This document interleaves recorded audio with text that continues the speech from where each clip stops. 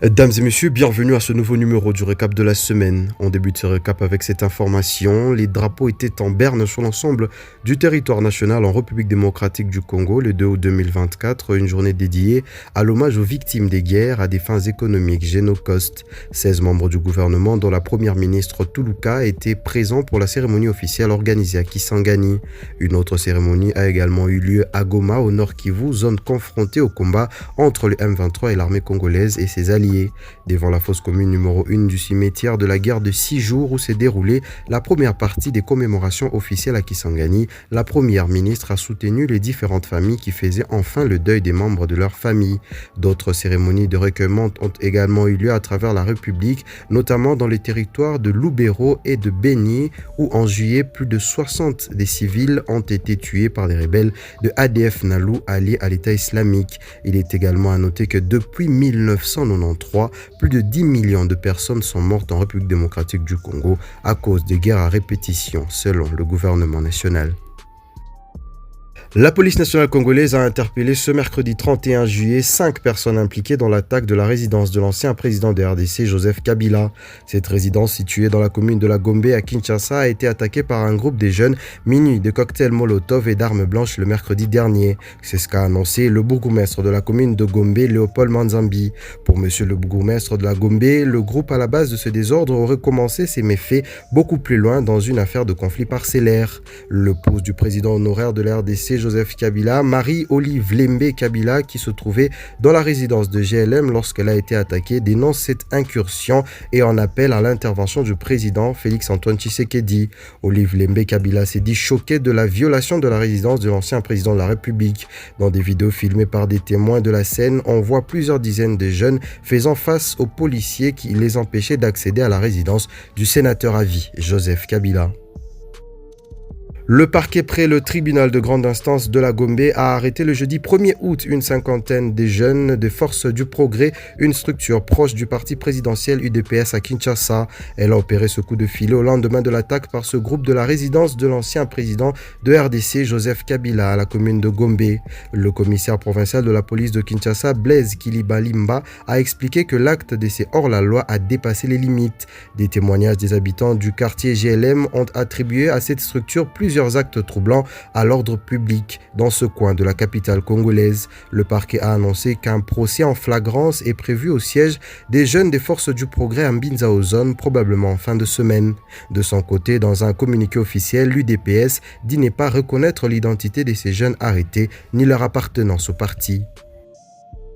Le gouverneur Jacques Kabula Katwe a annoncé pour bientôt la construction dans le Haut-Katanga d'un nouvel aéroport moderne dans la ville de Lubumbashi. L'annonce a été faite le mardi 30 juillet 2024 lors de la première réunion du Conseil des ministres de son second mandat. Sur le chapitre de son nouveau programme, le numéro 1 de la province l'a annoncé au Conseil des ministres sa volonté d'offrir à la population du Haut-Katanga un aéroport moderne et digne de la province.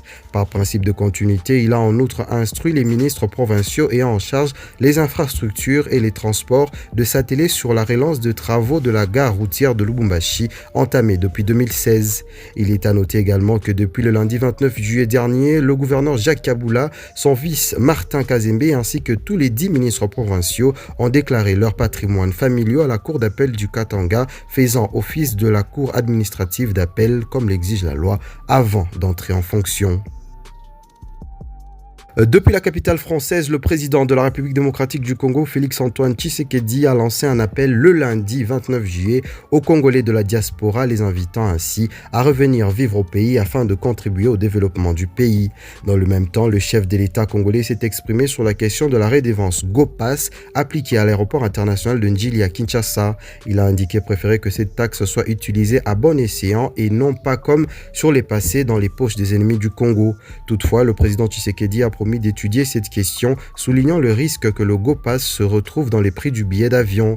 De son côté, le coordonnateur national du programme multisectoriel de la vulgarisation et sensibilisation a défendu cette redevance, affirmant qu'elle constitue l'unique levier de financement pour la régie des voies aériennes face aux charges pesant sur l'État congolais. Selon lui, la combattre serait un frein catastrophique à la sécurité aéroportuaire. Cet appel aux Congolais de la diaspora et cette déclaration sur la taxe GoPass interviennent intervient alors que le président Tshisekedi souhaite dynamiser l'économie congolaise et attirer les investissements, notamment en province, des Congolais établis à l'étranger.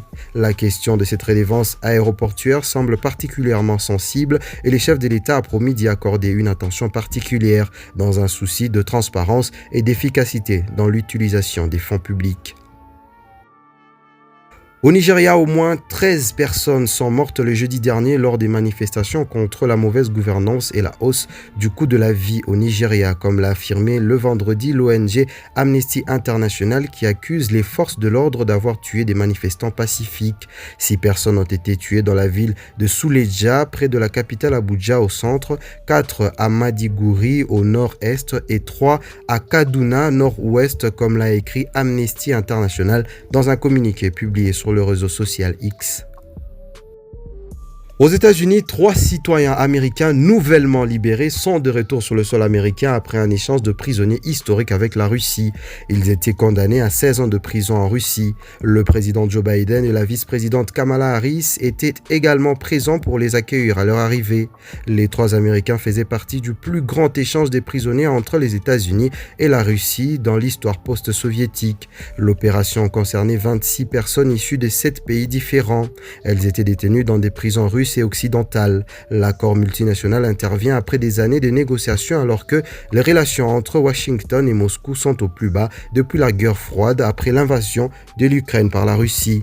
Moscou, de son côté, a notamment obtenu le retour au bercail de Vadim Karesikov. Cet agent était emprisonné en Allemagne pour l'assassinat d'un ex-séparatiste tchétchène.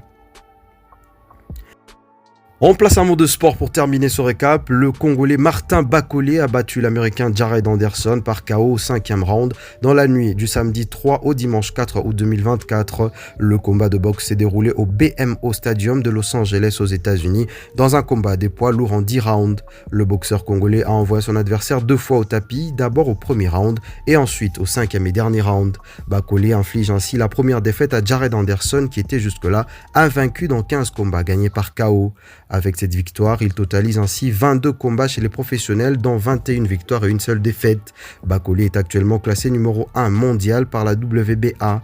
Cette position pourrait offrir aux Congolais l'occasion de concourir pour un titre de champion du monde. Jared Anderson est un boxeur quant à lui professionnel américain qui a détenu le titre de poids lourd NABF en 2021. C'est la fin de ce récap, dames et messieurs. On se quitte avec les images spectaculaires du judoka français Teddy Riner qui a remporté son 4e titre olympique lors des Jeux de Paris 2024. On s'est dit au revoir, dames et messieurs, et on se retrouve la semaine prochaine.